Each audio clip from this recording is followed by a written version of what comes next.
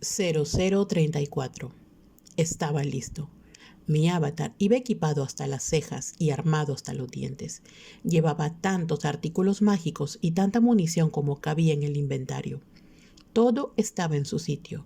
Nuestro plan en marcha. Era hora de partir. Me dirigí al hangar de mi fortaleza y pulsé un botón para abrir las compuertas de lanzamiento. Se abrieron al instante, revelando poco a poco el túnel que conducía a la superficie de Falco. Caminé hasta el final de la pista dejando atrás a mi ala X y a Vonnegut.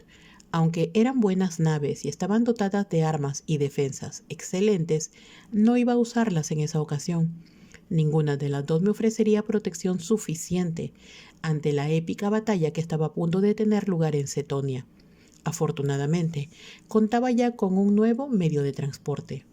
Separé de mi inventario el robot Leopardón de 30 centímetros y lo dispuse con cuidado sobre la pista. Poco antes de que me detuvieran los de IOI, había dedicado cierto tiempo a examinar aquel juguete para verificar cuáles eran sus poderes. Como sospechaba, en realidad se trataba de un artilugio de gran poder mágico. No tardé en averiguar cuál era la palabra que había que pronunciar para activarlo como en la serie original de Spider-Man. Bastaba con gritar el nombre del robot. Eso fue lo que hice entonces, tomando la precaución de ponerme a una distancia prudencial antes de gritar «Leopardón». Oí un chirrido desgarrador como de metal desgarrándose. Un segundo después, el robot, hasta ese momento diminuto, creció y alcanzó una altura de casi 100 metros. Su cabeza sobresalía a través de las puertas abiertas del techo del hangar. Observé el robot gigante, admirando los detalles con que Halliday lo había creado. Había creado todas las características de mecano original japonés, incluida su inmensa espada centellante y su escudo, en el que había grabado una telaraña. En el enorme pie izquierdo del robot se distinguía una pequeña puerta de acceso que se abrió en cuanto me aproximé. En su interior había instalado un pequeño ascensor que me transportó por el interior de la pierna y el torso del robot hasta la cabina de mando, situada en el pecho blindado.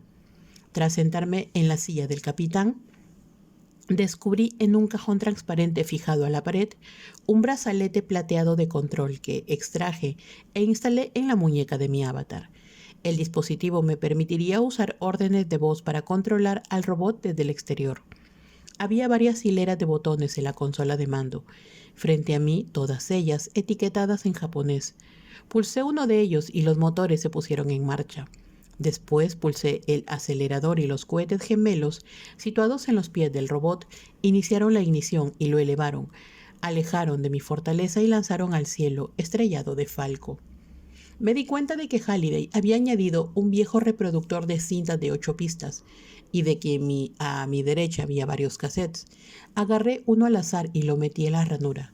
Por los altavoces internos y externos del robot empezó a sonar Dirty Deeds Don't Dirt Chips de AC/DC, a un volumen tan exagerado que la silla en la que iba sentado empezó a vibrar. Tan pronto como el robot se alejó del hangar, grité en dirección al brazalete. Cambio a Marveler. Las órdenes de voz solo parecían funcionar si se gritaban. Las piernas, los brazos y la cabeza del robot se plegaron hacia adentro y quedaron recogidas en nuevas posiciones, transformando el robot en una nave espacial conocida como Marveler. Finalizada la metamorfosis, abandoné la órbita de Falco y puse rumbo a la puerta estelar más cercana. Cuando salí de ella, en el sector 10, la pantalla de mi radar se iluminó como un árbol de Navidad. Miles de vehículos espaciales de todos los modelos y las marcas pululaban a mi alrededor, por la negrura estrellada, desde naves unipersonales hasta cargueros gigantes del tamaño de la luna. Nunca había visto tantas naves en un mismo flujo. El flujo constante de vehículos abandonaba la puerta estelar mientras otros convergían en la zona hasta distintos puntos del firmamento. Poco a poco, todos se encontraban y se agrupaban en una larga y desigual caravana de naves que se dirigían a Cetonia, una esfera diminuta marrón azulada suspendida en la distancia. Era como si todas y cada una de las personas conectadas a Oasis se estuvieran dirigiendo al castillo de Anorak. Sentí un breve estallido de entusiasmo, a pesar de que saber de la advertencia de Artemis, que era probablemente muy cierta, y que la mayoría de aquellos avatares se habían congregado allí solo para presenciar el espectáculo y no tenían la menor intención de arriesgar sus vidas para luchar contra los Sixers. Artemis, después de tanto tiempo, en ese preciso instante, se encontraba en una cabina a escasos metros de mí. La mera idea debería de haberme aterrado, pero lo cierto era que sentía una especie de calma zen que me invadía por dentro. Pasara lo que pasara en Cetonia, todo lo que había arriesgado a esa altura había merecido la pena. Devolví a la Marveler a su configuración de robot y me uní al largo desfile de naves espaciales. La mía destacaba en medio de toda aquella gran variedad, pues era la única con forma de robot gigante. Al poco tiempo, a mi alrededor se formó una nube de naves de menor tamaño, pilotadas por avatares curiosos que deseaban contemplar de cerca el leopardón. Tuve que desconectar mi intercomunicador porque todo el mundo parecía querer pararme para preguntarme de dónde había sacado esa maravilla. A medida que el planeta Cetonia iba haciéndose mayor en la ventanilla de la cabina de mando, la densidad y el número de naves que me rodeaban parecía crecer a un ritmo acelerado. Cuando al fin penetré en la atmósfera del planeta e inicié el descenso hacia su superficie, fue como volar a través de un enjambre de insectos metálicos, y al aproximarme a la zona del castillo de Anorak, me costó creer lo que veía. Una masa viva concentrada de naves y avatares que cubría el suelo e inundaba el aire, algo así como una especie de Woodstock planetario. La visión de avatares apretujados se perdía en el horizonte, en todas direcciones. Otros miles flotaban y volaban por los aires, esquivando el flujo constante de naves, y en el centro de toda aquella locura se alzaba el castillo de Anorak, la joya que resplandecía bajo el escudo esférico y transparente de los Sixers. Cada pocos segundos, un avatar o una nave chocaba por descuido contra el escudo y se desintegraba como una mosca al contacto con una resistencia eléctrica. Al aproximarme más, divisé una extensión de tierra frente a la entrada principal del castillo, que llegaba hasta el borde mismo del escudo. En el centro de aquel claro, tres figuras gigantescas juntas. La multitud que los rodeaba entraba y salía del círculo, creado a empujones por los propios avatares con la idea de dejar un respetuoso espacio entre ellos y Artemis, H y Shoto, que aguardaban sentados al mando de sus respectivos y brillantes robots gigantes.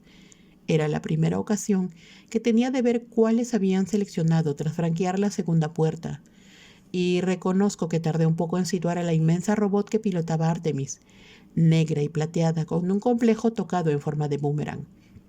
Llevaba unos petos simétricos que recordaban a una versión femenina de Transor Z, pero entonces caí en la cuenta de que, de hecho, era la versión femenina de Transor Z, el poco conocido personaje de Mazinger Z, llamado Minerva X.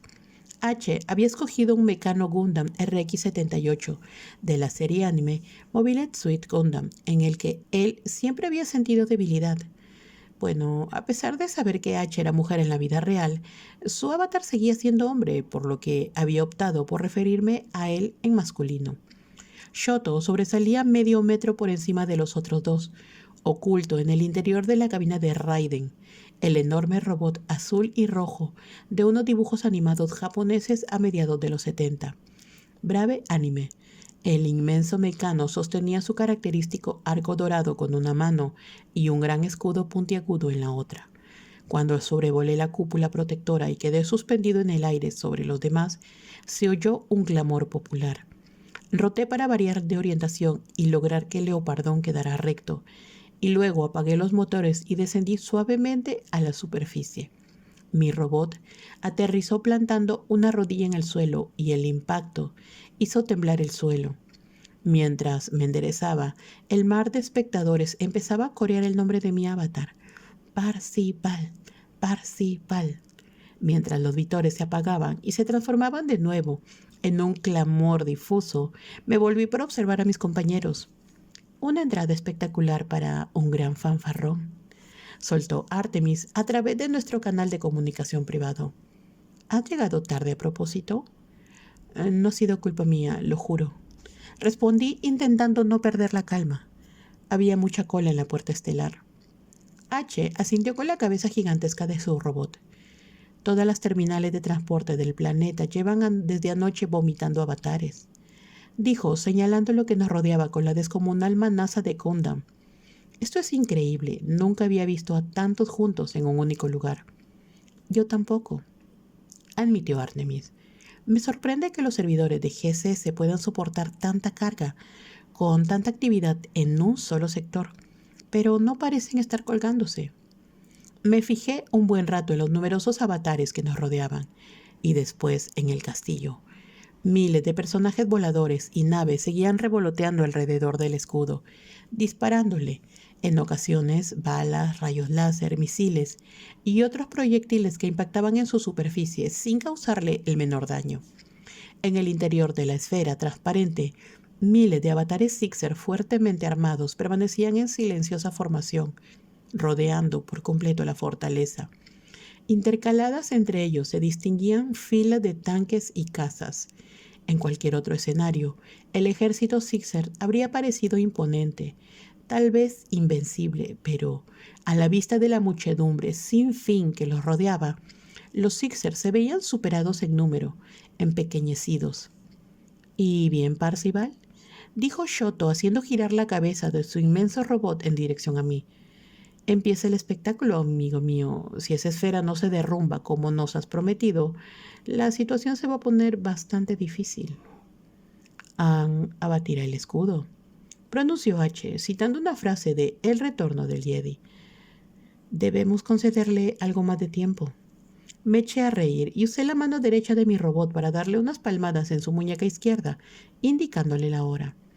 H tiene razón, faltan 6 minutos para las 12 del mediodía. Al final de mi frase, se vio puntuada por otro rugido de la multitud.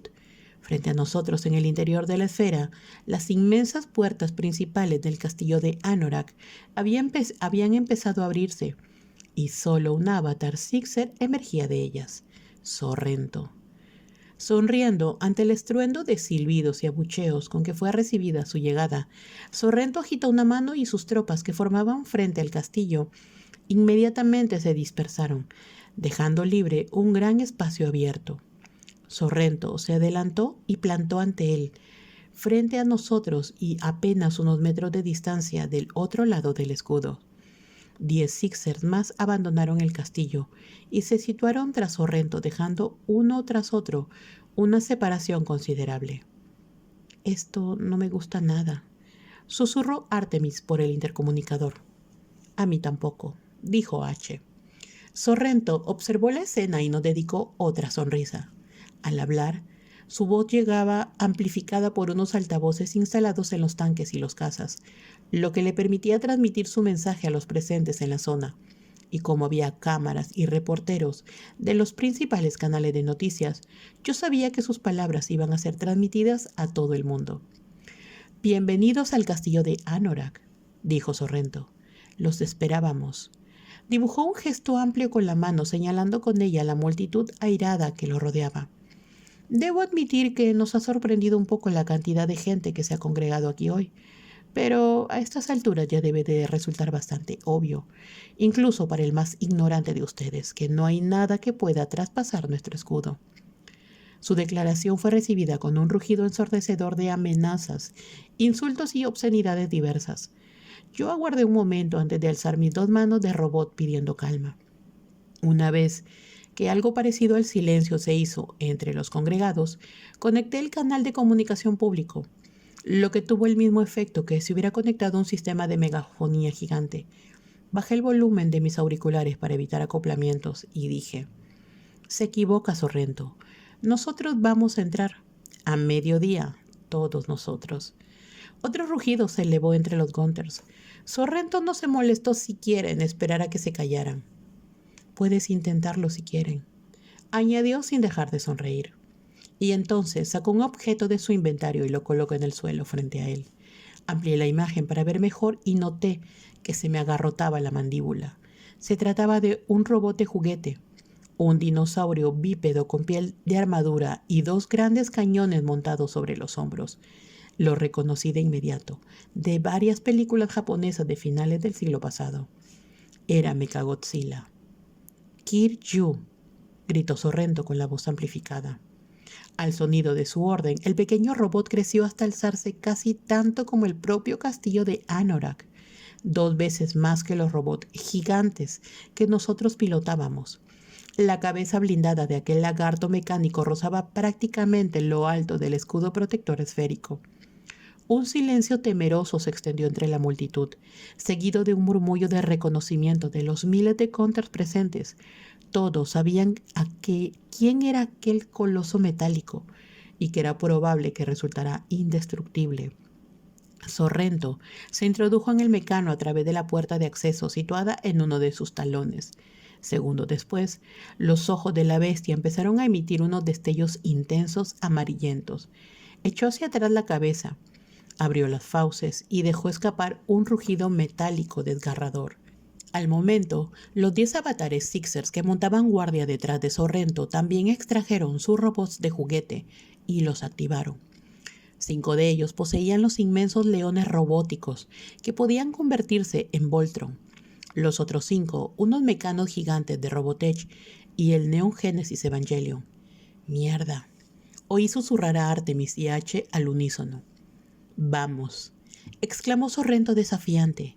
Su reto resonó en la vasta extensión atestada de Gunters. Muchos de los avatares situados en primera línea dieron involuntariamente un paso atrás. Otros se volvieron y huyeron, pero H, Shoto, Artemis y yo permanecimos donde estábamos. Consulté la hora en mi visualizador. Quedaba menos de 1 minuto. Pulsé un botón en el panel de control de Leopardón y mi robot gigante desenvainó su reluciente espada. Yo no llegué a presenciarlo de primera mano, pero puedo contarles con bastante exactitud lo que sucedió a continuación. Los Sixers habían erigido un gran búnker blindado tras el castillo de Anorak, lleno de cajas de armamento y equipo de batalla que habían teletransportado hasta allí antes de activar el escudo. También había una larga hilera formada por 30 androides de suministros ubicados a lo largo del muro oriental del búnker. A causa de la falta de imaginación del diseñador de los androides de suministros, todos tenían un aspecto idéntico al de Robot Johnny Five de la película Cortocircuito de 1986. Los Sixers usaban aquellos androides como chicos de los recados y para que se encargaran de poner los equipos y las municiones de las tropas apostadas en el exterior.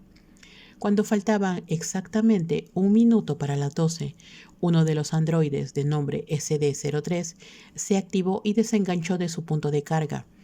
Avanzó sobre las cintas del tanque, cruzó el suelo del búnker y llegó junto a la armería, situada en el otro extremo. 2 centinelas robotizados montaban guardia a ambos lados. SD-03 le transmitió su solicitud de equipo, una orden que yo mismo había remitido por la intranet de los Sixer 2 días antes. Los centinelas comprobaron la solicitud y se apartaron, permitiendo que SD-03 entrara en el cubículo. El androide fue dejando atrás estantes llenos de una amplia variedad de armamento: espadas mágicas, escudos, poderosas armaduras, rifles de plasma, cañones de riel, entre muchas otras. Finalmente se detuvo. El estante que tenía delante contenía 5 grandes dispositivos con forma de octaedro del tamaño de un balón de fútbol. Cada uno de ellos contaba con un pequeño panel de control instalado en uno de sus 8 lados, junto a un número de serie. SD-03 encontró el número de serie que coincidía con el de la solicitud. Entonces, siguiendo la secuencia de instrucciones que yo había programado, el pequeño androide usó su dedo índice, diseñado como una garra, para introducir una serie de comandos en el panel de control del dispositivo. Cuando hubo terminado, una de las luces encendidas sobre el panel pasó del verde al rojo. SD-03 levantó el octaedro y lo sostuvo entre sus manos. Al salir de la armería, una bomba antimateria de fricción-inducción quedó descontada automáticamente del inventario de los Sixer. SD-03 abandonó el búnker y fue subiendo una serie de escaleras y rampas que los Sixers habían construido en los muros exteriores del castillo para facilitar su acceso a los niveles superiores. De camino, el androide se encontró con varios controles de seguridad. En todos los casos, unos centinelas robóticos escaneaban su permiso de paso y comprobaban que el androide estaba autorizado para desplazarse donde le diera la gana. Cuando llegó al nivel superior del castillo de Anorak, se dirigió a una gran plataforma de observación situada en él. Es posible que llegado a ese punto, SD-03 suscitará alguna mirada curiosa de los miembros del escuadrón de élite allí situado, formado por avatares Sixers. No tengo modo de saberlo, pero incluso si de algún modo los guardias intuyeron lo que estaba a punto de suceder y abrieron fuego sobre el pequeño androide, ya era demasiado tarde para detenerlo. SD-03 siguió avanzando hacia el centro del tejado, donde un hechicero de alto nivel de los Sixers permanecía en su asiento, sosteniendo el orbe de Osobox entre sus manos, el artefacto que generaba el escudo esférico alrededor del castillo. Entonces, ejecutando la última de las instrucciones que había programado 2 días antes, SD-03 levantó la bomba antimateria de fricción-inducción por encima de su cabeza y la hizo detonar. La explosión volatilizó al androide de suministros, así como a los avatares situados en la plataforma, entre ellos el hechicero Sixers que operaba el orbe de Osobox. En el preciso instante en que éste murió, el artefacto se desactivó y cayó sobre la plataforma vacía. 0035. Un intenso destello de luz acompañó la detonación y me cegó momentáneamente. Cuando remitió, volví a concentrar la mirada en el castillo. El escudo había desaparecido. Nada separaba a los ejércitos de Sixers y Gunters, solo el campo abierto y el espacio vacío. Durante unos 5 segundos no sucedió nada. El tiempo parecía haberse detenido y todo permanecía inmóvil, en silencio, pero entonces fue como si se hubiera abierto las puertas del infierno.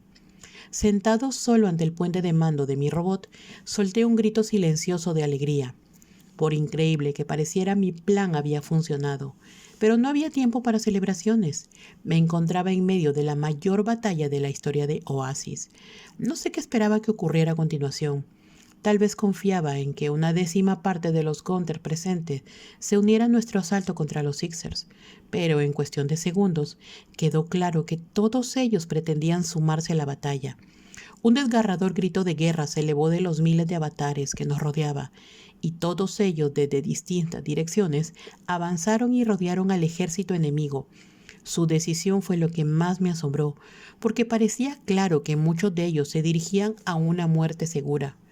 Observé asombrado el choque de aquellas 2 fuerzas poderosas que se producía a mi alrededor, tanto en tierra como en el aire. La escena era caótica, sobrecogedora, como si varios enjambres y avisperos hubieran colisionado y caído sobre un gigantesco hormiguero. Artemis, H, Shoto y yo permanecíamos en el centro de la batalla. Al principio, el temor a aplastar a la oleada de counters que se arremolinaba en torno a mis pies de mi robot me impedía moverme, pero Sorrento no esperó a que nadie se apartara de su camino. Aplastó a grupos enteros de avatares, algunos de ellos soldados de su propia tropa, bajo los pies titánicos de su mecano, en su lento y pesado avance hacia nosotros. Cada vez que plantaba un pie en el suelo, creaba un pequeño cráter en la superficie rocosa del planeta. Oh, ahí viene. Oí que murmuraba Shoto al tiempo que su robot adoptaba una posición defensiva. Los robots de los Sixers ya habían empezado a abrir fuego en todas direcciones. Sorrento era quien recibía más impactos porque su mecano era el blanco más distinguible en el campo de batalla, y ningún Gunther con arma de alcance parecía resistir a la tentación de dispararle. La intensa lluvia de proyectiles, bolas de fuego, misiles mágicos y rayos láser destruían y desactivaban rápidamente a los demás robots de los Sixers, que no llegaron nunca a tener la posibilidad de convertirse en Voltron. Pero el robot de Sorrento, por algún motivo, permanecía intacto. Los proyectiles que impactaban en él parecían rebotar sin hacerle nada. Decenas de naves espaciales zumbaban y volaban a su alrededor, salpicándolo de fuego aéreo, pero sus ataques tampoco parecían surtir efecto. «Ahí voy», gritó H por el intercomunicador. «Esto va a ser como en Amanecer Rojo». Y dicho esto, lanzó todo el fuego de su poderoso Gundam sobre Sorrento. Simultáneamente, Shoto empezó a disparar las flechas del arco de Raiden. al tiempo que el robot de Artemis disparaba una especie de rayo rojo de energía que parecía originarse en los pechos metálicos y gigantescos de Minerva X. Sin querer quedar atrás, yo disparé el arma de Leopardón, el arco de vuelta, un boomerang dorado que partía de la frente del mecano. Aunque los 4 impactos dieron en el blanco, solo el rayo de Artemis pareció causar cierto daño en Sorrento, pues logró arrancarle un pedazo de metal al hombro del lagarto y desactivar así el cañón que llevaba instalado en él. Pero Sorrento no se detuvo en su avance. Mientras seguía aproximándose, los ojos de Mechagodzilla empezaron a brillar con una tonalidad azulada. Entonces abrió la boca y una cascada de rayos azules salió disparada de ella. El haz de luz impactó en la tierra frente a nosotros y abrió un socavón humeante en el suelo que se tragó a todos los avatares y naves que encontró por el camino. Los 4 logramos mantenernos a salvo, saliendo disparados gracias a nuestros cohetes, aunque yo estuve a punto de ser alcanzado. El rayo impactó un segundo después, pero Sorrento seguía avanzando. Me di cuenta de que el resplandor de sus ojos ya no era azul. Al parecer debía recargar el arma. Creo que hemos dado con el gran jefe, bromeó H por el comunicador. Los 4 empezamos a abrirnos y a rodear a Sorrento, convirtiéndonos nosotros mismos en blancos móviles. Esto no me gusta, tíos. No creo que podamos destruir esta cosa, dije. Haz tu observación, Z, intervino Artemis. ¿Se te ocurre alguna idea brillante? Lo pensé durante unos instantes. ¿Y si yo lo distraigo mientras ustedes 3 van por otro lado y se dirigen a la entrada del castillo? Podría funcionar, dijo Shoto, que, en vez de dirigirse hacia el castillo, se elevó y voló directamente hacia Sorrento, salvando la distancia en pocos segundos. Vayan ustedes, gritó por el comunicador. Este cabrón es todo para mí. H se acercó a Sorrento por el flanco derecho y Artemis viró a la izquierda, mientras yo ascendía por el aire y me colocaba directamente sobre él. Abajo veía a Shoto plantar cara a Sorrento. A pesar de que la diferencia de tamaño resultara preocupante, el robot de Shoto parecía una figurita de acción comparada con el dragón metálico e inmenso de Sorrento. Sin embargo, Shoto dejó de dar potencia a sus propulsores y aterrizó justo delante de Mechagodzilla. ¡Deprisa!, oí que gritaba H. La entrada del castillo está abierta de par en par. Desde donde me encontraba en el aire vi que las fuerzas Sixers que rodeaban al castillo eran superadas por la turba interminable de avatares enemigos. Sus líneas defensivas estaban rotas y centenares de counters habían empezado a traspasarlas y corrían en dirección a la entrada abierta del castillo, para descubrir, una vez allí, que no podían franquear la puerta por no poseer la llave de cristal. H viró hasta quedar frente a mí, cuando todavía se encontraba a unos 30 metros del suelo. Levantó la escotilla de la cabina de su Gundam y saltó, y en ese preciso instante le susurró la orden al robot. Mientras el gigante regresaba a su tamaño original, lo atrapó al vuelo y lo guardó en su inventario. Volando gracias a algún medio mágico, el avatar de H descendió dejando atrás el embotellamiento de Gunters amontonados a la entrada del castillo y desapareció a través de la puerta de doble hoja. Un segundo después, Artemis ejecutó una maniobra similar. Se guardó el mecano en pleno vuelo y voló hasta el castillo inmediatamente detrás de H. Yo hice caer en picado al leopardón, casi verticalmente, y me preparé para seguirlos. «Shoto», le grité por el comunicador. «Tenemos que entrar ya. ¡Vamos!». «Adelántense ustedes», respondió él. «Ahora mismo voy yo». Pero algo en su tono de voz me preocupó. Frené en pleno vuelo y retrocedí con mi mecano. Shoto sobrevolaba el dragón. Se encontraba suspendido sobre el flanco derecho. Sorrento había empezado a hacer girar su gigante y regresaba con paso firme. La lentitud y la torpeza de los movimientos de Mechagodzilla y los ataques restaban eficacia a su aparente invulnerabilidad. «Shoto», grité, «¿a qué estás esperando? ¡Vamos!». «Vete sin mí», insistió él. «Tengo que devolvérsela a este hijo de puta». Y, sin darme tiempo a responder, Shoto se encaró con Sorrento, blandiendo una espada gigante en cada una de sus manos mecánicas. Los filos se hundieron en el costado de Sorrento, creando una lluvia de chispas y, para mi sorpresa, causándole algunos daños. Cuando el humo se disipó, descubrí que el brazo le colgaba sin vida. Había estado a punto de perderlo a la altura del codo. «Parece que a partir de ahora tendrás que limpiarte con la mano izquierda, Sorrento», le gritó Shoto triunfante. Después activó los propulsores de Raiden en dirección hacia mí y al castillo, pero Sorrento ya había hecho girar la cabeza de su dinosaurio y con los ojos azules radiantes pretendía atacar a su contrincante. «¡Shoto, cuidado!», grité. Pero mi voz quedó ahogada por el sonido del rayo que brotaba de la boca del dragón metálico y que impactó en el centro de la espalda del robot de Shoto, haciéndolo explotar en medio de una bola de fuego. Oí un breve chirrido de electricidad estática en el canal de comunicación. Volví a llamar a Shoto, pero no respondió. En mi visualizador apareció entonces un mensaje que me informaba de que el nombre de Shoto acababa de desaparecer de la tabla. Estaba muerto. Cobrar conciencia de ello me dejó aturdido unos instantes, en un momento muy inoportuno, porque Sorrento seguía disparando el rayo con un barrido veloz, un arco que recorría el suelo en diagonal y alcanzaba el muro del castillo, en mi dirección finalmente. Cuando reaccioné ya era demasiado tarde. Sorrento alcanzó mi robot en la zona inferior del torso, una fracción de segundo antes de que el rayo cesara. Bajé la mirada y constaté que la mitad inferior de mi robot acababa de explotar. Todos los indicadores de alerta de la cabina empezaron a emitir destellos, mientras mi mecano se desintegraba en el cielo, partido en dos mitades humeantes. No sé cómo tuve la presencia de ánimo de levantar la mano y tirar del mando de eyección situado encima del asiento. El techo de la cabina se abrió y de un salto salí del robot en pleno descenso, instantes antes de que impactara en la escalinata del castillo, matando a varios avatares allí concentrados. Encendí las botas de propulsión de mi avatar, justo antes de impactar en el suelo, y ajusté al momento los controles de mi equipo de inmersión, que manejaba a mi avatar y no a un robot gigante. Logré aterrizar de pie delante del castillo, libre de la chatarra incendiada de Leopardón. Un segundo después de tomar tierra, una sombra me cubrió y al volverme descubrí al monstruo de Sorrento ocultando el cielo. Levantó su inmenso pie izquierdo dispuesto a aplastarme. Di 3 pasos rápidos, salté y una vez en el aire activé mis botas de propulsión. El salto me libró por los pelos del pisotón de Mechagodzilla, que dejó un cráter en el lugar exacto donde yo me encontraba hace apenas un segundo. La bestia de metal soltó otro chillido ensordecedor, seguido de una carcajada tronadora y hueca, la risa de Sorrento. Corté el chorro de propulsión de mis botas y adopté forma de bola. De ese modo caí al suelo rodando y cuando me detuve me puse en pie.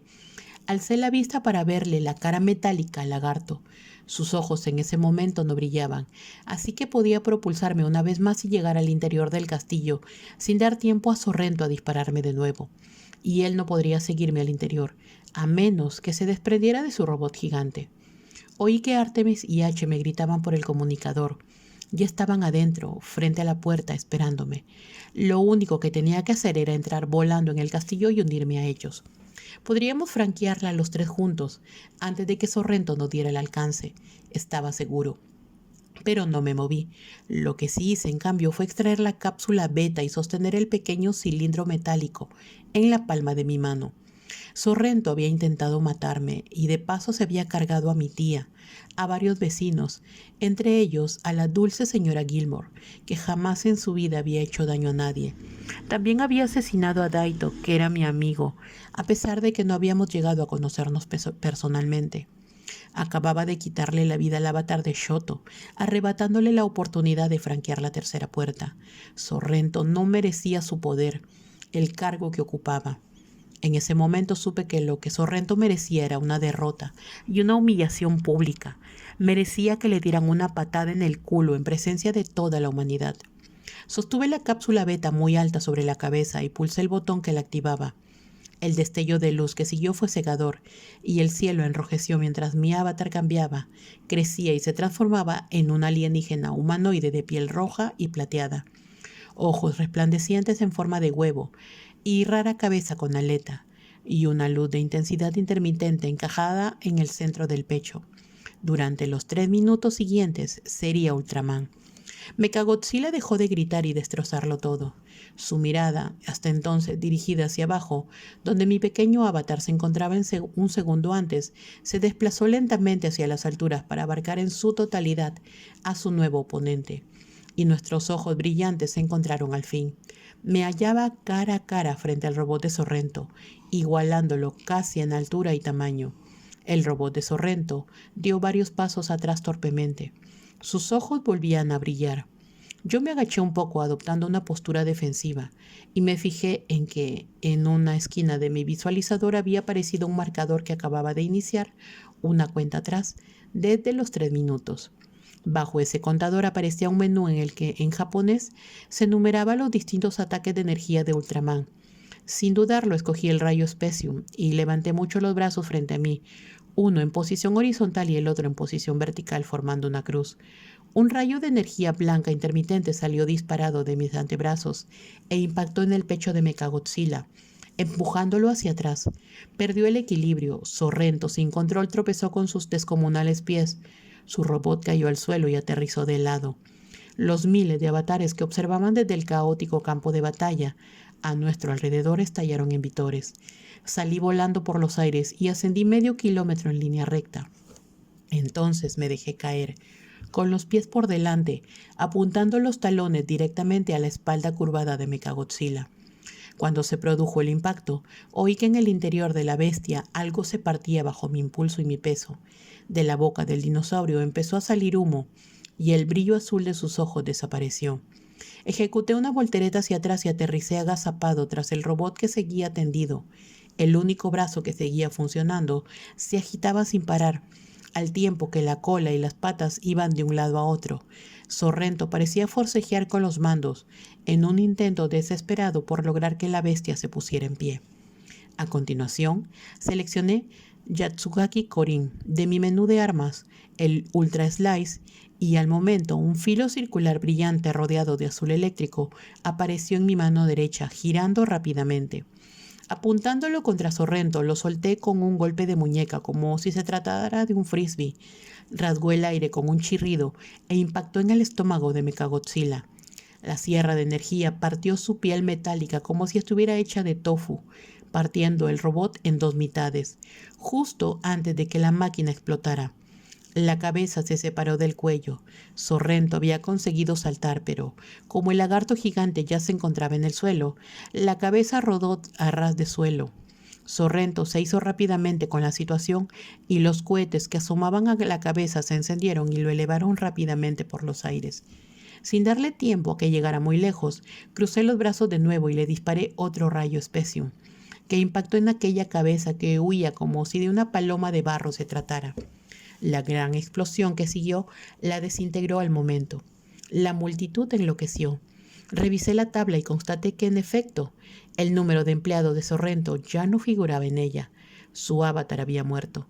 No me alegré demasiado al verlo, pues sabía que en ese mismo instante seguramente estaría apartando de cualquier manera de su silla áptica alguno de sus secuaces para hacerse con el control de otro avatar. El contador indicaba que a mi beta cápsula solo le quedaban 15 segundos, de modo que la desactivé. Mi avatar regresó al momento a su tamaño y su aspecto normal. Me di media vuelta, movido por las botas de propulsión, y entré volando en el castillo. Cuando llegué al otro extremo del inmenso vestíbulo, me encontré a Artemis y H frente a la puerta de cristal esperándome.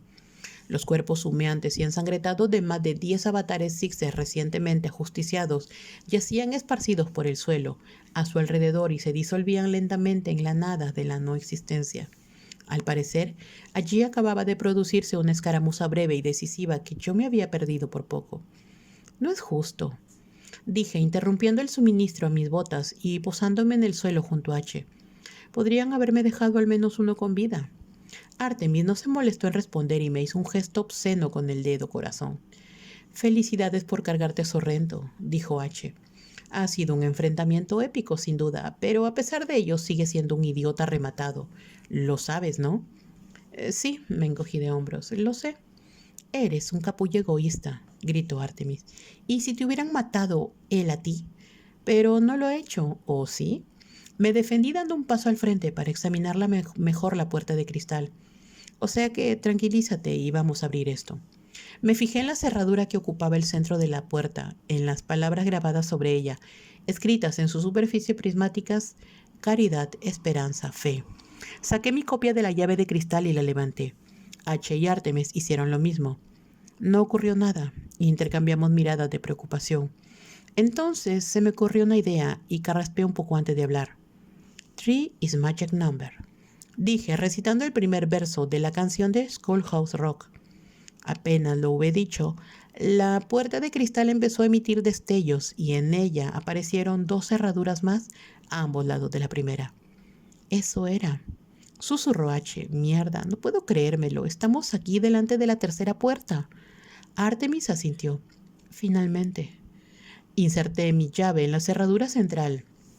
H hizo lo mismo con la suya, en la de la izquierda, y Artemis introdujo la suya en la de la derecha. ¿En el sentido de las manecillas del reloj? ¿A la de 3? Propuso. H y yo asentimos. Artemis contó hasta 3 e iniciamos girar las llaves al unísono. Hubo un breve destello de luz azulada durante el que tanto las llaves como la puerta de cristal desaparecieron. Y la tercera puerta apareció ante nosotros, abierta, un camino de cristal hacia un remolino de estrellas. ¡Guau! Exclamó Artemis a mi lado. Aquí está.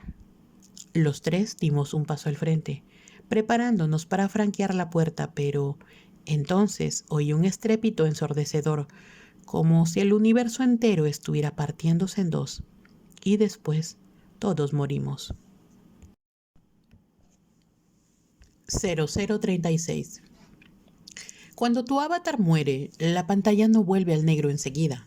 Lo que ocurre es que tu punto de vista pasa automáticamente a una perspectiva objetiva de tercera persona y te permite presenciar brevemente desde fuera el fin de la existencia de tu avatar.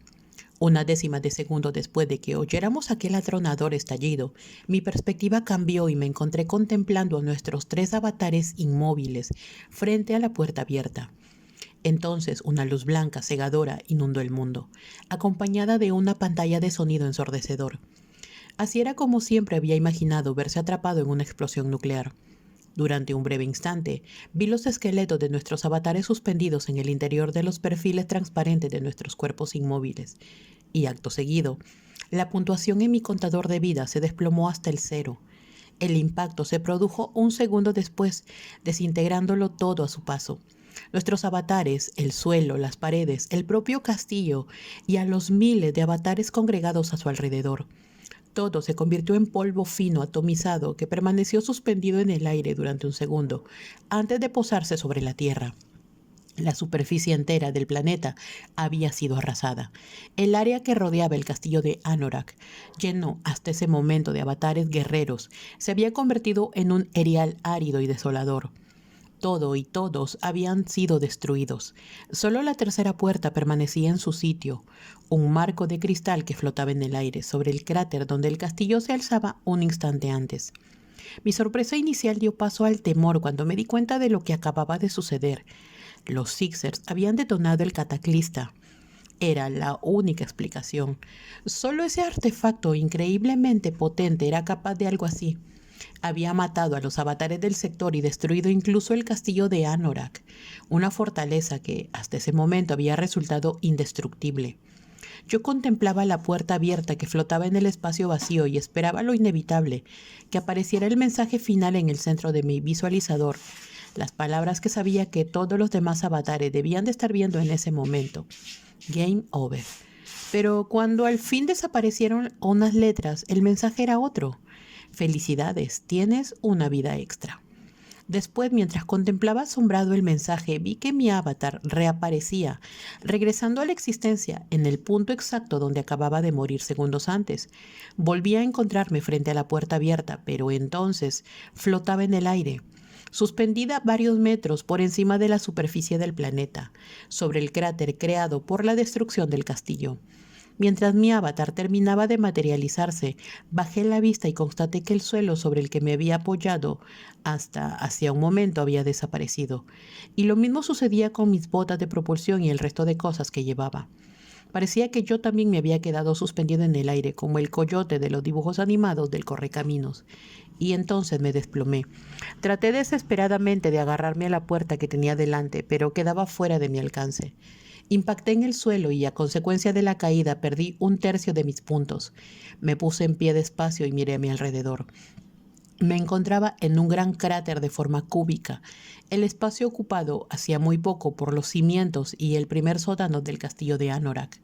El paisaje era desolador y el silencio fantasmal.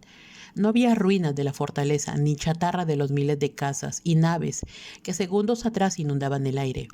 De hecho, no había ni rastro de la gran batalla que acababa de librarse allí. El cataclista lo había volatilizado todo. Me concentré en mi avatar y vi que llevaba una camiseta negra y unos vaqueros, las prendas que aparecían por defecto en todo avatar recién creado.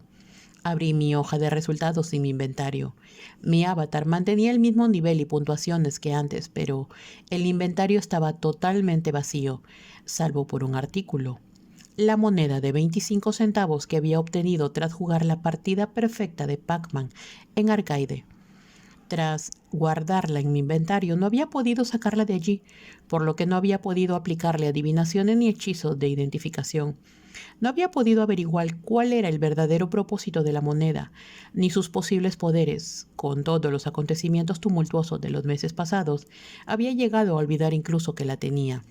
Al fin sabía lo que era aquella moneda, un artefacto de un solo uso que había concedido a mi avatar una vida extra. Hasta ese momento yo ni siquiera sabía que algo así fuera posible. En la historia de Oasis no había constancia de que nadie hubiera adquirido una vida extra. Seleccioné la moneda del inventario y una vez más intenté extraerla. En esa ocasión pude retirarla y la sostuve en la palma de la mano, pero su único poder ya había sido usado. No poseía propiedades mágicas. Era una moneda de 25 centavos, nada más. Alcé la vista y vi que la puerta de cristal flotaba 20 metros por encima de mí. Seguía en su mismo lugar, abierta de par en par, pero no tenía ni idea de cómo subir y franquearla. No tenía botas de propulsión, ni nave, ni otros artículos mágicos, ni recordaba hechizos, nada que me permitiera volar ni levitar, y por allí no se veía ninguna escalera de mano.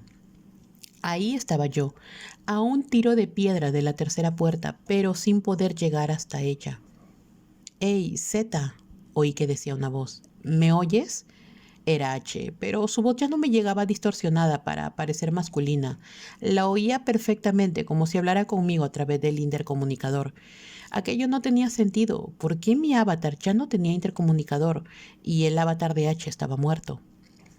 ¿Dónde estás?, pregunté al aire. «Estoy muerta como todos los demás», dijo H. «Todos menos tú». «Entonces, ¿por qué te oigo?». «Oh, nos ha conectado a tus alimentadores de video y audio», respondió, «para que podamos ver lo que ves y oír lo que oyes». «Ah, ¿te molesta, Parcival?». Oí que me preguntaba Oh. «Si no te importa, dilo». No me molesta», dije tras pensarlo un momento. «¿Shoto y Artemis también me oyen?». «Sí», intervino Shoto, «estoy aquí». Sí, estamos aquí», dijo Artemis, y por su voz noté que apenas disimulaba la rabia. «Y estamos más muertos que muñecos. La cuestión es, ¿por qué no estás muerto tú también, Parcival?». «Sí, Z», insistió H. «Tenemos cierta curiosidad. ¿Qué ha pasado?». Saqué la moneda y la sostuve a la altura de los ojos. Yo había obtenido esta moneda en Arcade hace unos meses, como premio por jugar una partida perfecta de Pac-Man. Era un artefacto, sí, pero nunca llegué a saber para qué servía. Bueno, no hasta ahora, y resulta que me ha proporcionado una vida extra. Durante un momento no oí más que silencio, y entonces H se echó a reír. «Qué suerte tiene el muy hijo de puta», dijo. «Los canales de noticias informan de que todos los avatares del sector han muerto, más de la mitad de la población de Oasis». «¿Ha sido el cataclista?», pregunté. «Ha tenido que serlo», respondió Artemis. «Seguramente los Sixer debieron de comprarlo cuando salió a subasta hace unos años y lo han mantenido guardado, esperando el momento adecuado para hacerlo explotar. Pero también se han cargado a la mitad de sus tropas», añadió Shoto. «¿Por qué harían una cosa así?». «Creo que casi todos los suyos ya estaban muertos», comentó Artemis. «Los Sixer no tenían otra alternativa», dije yo. Era la única manera de detenernos. Ya habíamos abierto la tercera puerta y estábamos a punto de franquearla cuando detonaron la cosa esa. Me detuve al darme cuenta de algo. ¿Cómo han sabido que la habíamos abierto a menos que nos estaban observando?, dijo H. Seguramente habían instalado cámaras de vigilancia con control remoto alrededor de la puerta. O sea que si han visto cómo la abríamos, ahora ellos también saben cómo hacerlo, dedujo Artemis. Eso ahora ya no importa, observó Shoto. Sorrento está muerto y los demás avatares Sixers también. Te equivocas, discrepó Artemis. Fíjate en la tabla, todavía quedan 26 avatares en la lista por debajo de ti, y sus puntuaciones indican que todos ellos están en posesión de la llave de cristal. Mierda. H y Shoto exclamaron al unísono. Los Sixers sabían que tal vez tuvieran que hacer estallar el cataclista, dije yo, y por eso seguramente tomaron la precaución de trasladar algunos de sus avatares fuera del sector 10. Es probable que aguardaran en algún casa al otro lado de la frontera, a salvo de la explosión. Tiene razón, concedió H, lo que significa que en este momento hay 20 Sixers más que van hacia ti, Z. O sea que ponte en marcha y cruza esa puerta. No creo que tengas muchas más ocasiones de hacerlo. Oí que soltaba un suspiro de derrota. Para nosotros ya todo ha terminado. Todos estamos contigo. Buena suerte, amigo. Gracias, H. Kokon Onorimasu, dijo Shoto. Hazlo lo mejor que puedas. Lo haré, contesté, esperando a que Artemis me transmitiera también sus buenos deseos. Buena suerte, Parcival, pronunció al fin tras una larga pausa. H, tienes razón. Nunca tendrás otra oportunidad, ni ningún otro Gunther. Noté que le temblaba la voz como si reprimiera las lágrimas. Aspiró hondo y añadió, no la cagues. No la cagaré, le aseguré. Gracias por no meterme presión. Alcé la vista hasta la puerta abierta, suspendida en el aire, sobre mí, tan lejos de mi alcance.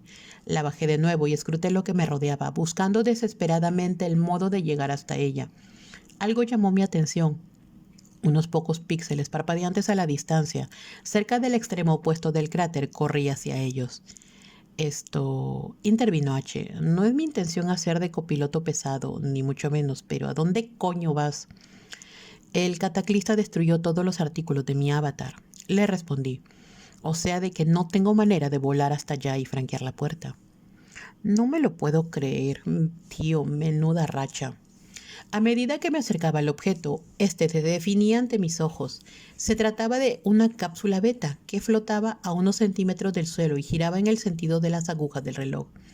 El cataclista había destruido todo lo que podía resultar destruido en el sector, pero los artefactos eran indestructibles, como también lo era la puerta.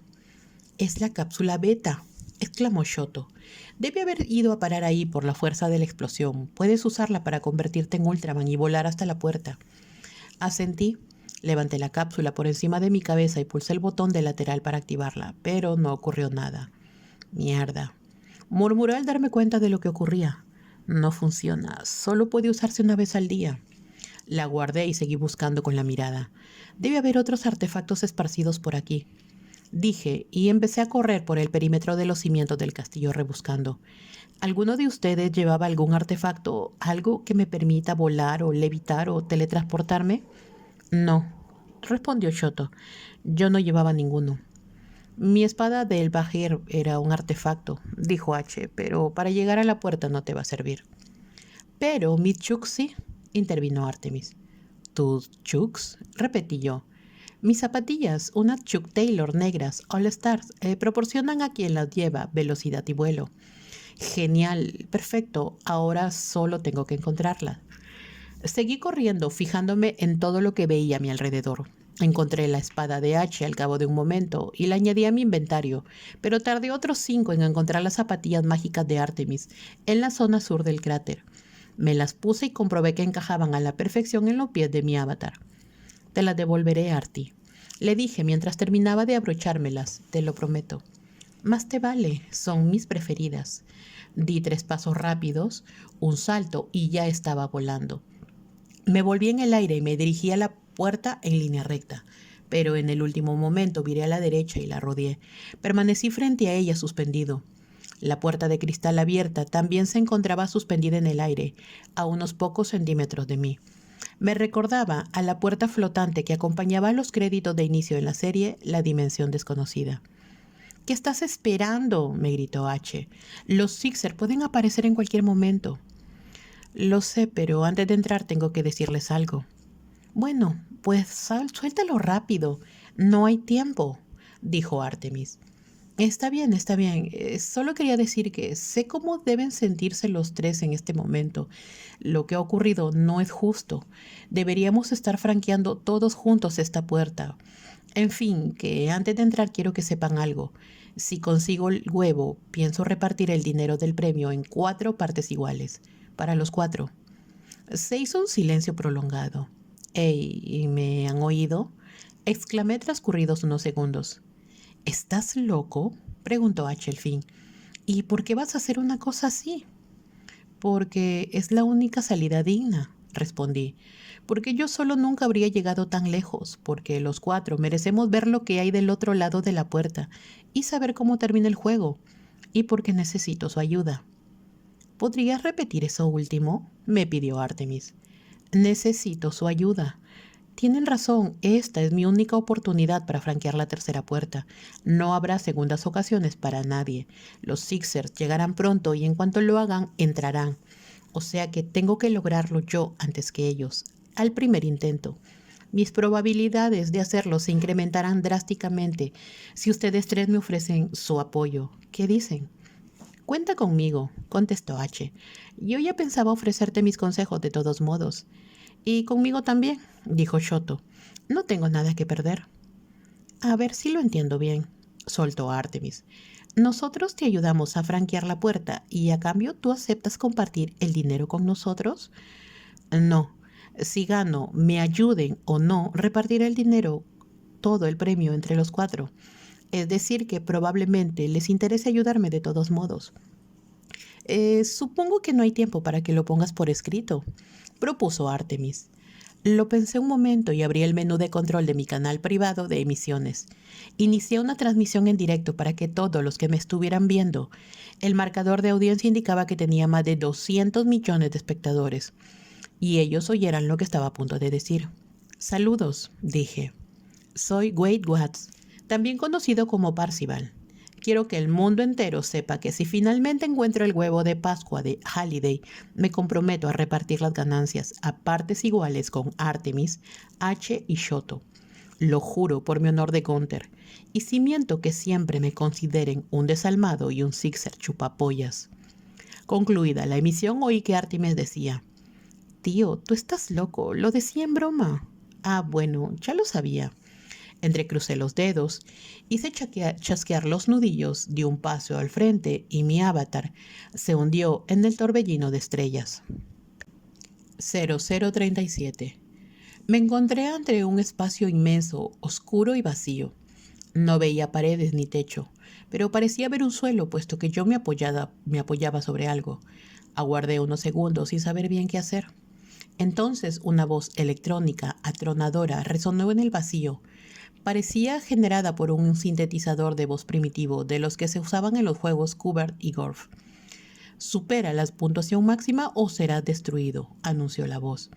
En ese momento apareció un haz de luz surgido de las alturas, y allí frente a mí, en la base de aquella alta columna de luz, vi una consola de pie antigua de las que funcionaban con monedas. Reconocí al instante su forma angulosa. Era la Tempest de Atari 1980. Cerré los ojos y bajé la cabeza. «Mierda», murmuré. «Este no es el juego que se me da mejor, chicos». «Vamos», oí que susurraba Artemis. «Seguro que sabías que la tempestad jugaría un papel importante en la tercera puerta, de algún modo». Era evidente. «¿Así? ¿Por qué?» «Por la cita de la última página del almanaque», respondió ella. «Pero tengo que hacer difícil este rápido asunto, no sea que ganarlo con demasiada facilidad haga ligero el premio». «Conozco la cita perfectamente», me defendí enojado. «Es de Shakespeare, pero creía que era solo la manera que tenía Halliday de decirnos que iba a poner las cosas muy difíciles en la cacería». Y lo era, pero también se trataba de una pista. Esa cita está sacada de La Tempestad, la última obra que escribió Shakespeare. «Mierda», exclamé en voz baja. ¿Cómo pude haberlo pasado por alto? «Pues yo tampoco lo relacioné», confesó H. «Bravo, Artemis». El juego Tempestad también aparece brevemente en el videoclip de la canción Subdivision de Rush, una de las favoritas de Halliday. Me parece difícil pasar por alto una cosa así. «Vaya, vaya», dijo Shoto. «Es muy buena». Está bien, concedí. Supongo que sí, que era muy evidente, pero no hace falta meter el dedo en la llaga. Deduzco que no has practicado mucho con este juego, Z, comentó H. Un poco, hace mucho, pero no lo suficiente. Mira cuál es la puntuación máxima, dije señalando el monitor.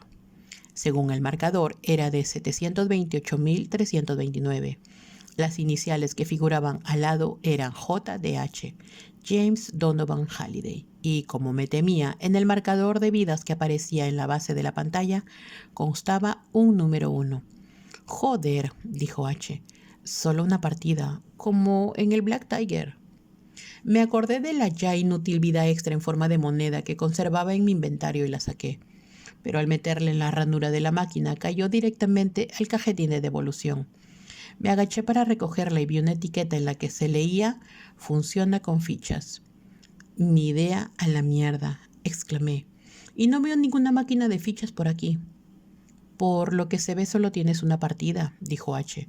«O todo o nada». «Pero si llevo años sin jugar a Tempest, estoy jodido. Es imposible que consiga superar la puntuación de Halliday al primer intento». «No hace falta. Fíjate en el año del copyright». Leí la fecha que figuraba en la parte inferior de la pantalla. CMCMLXXX, Atari.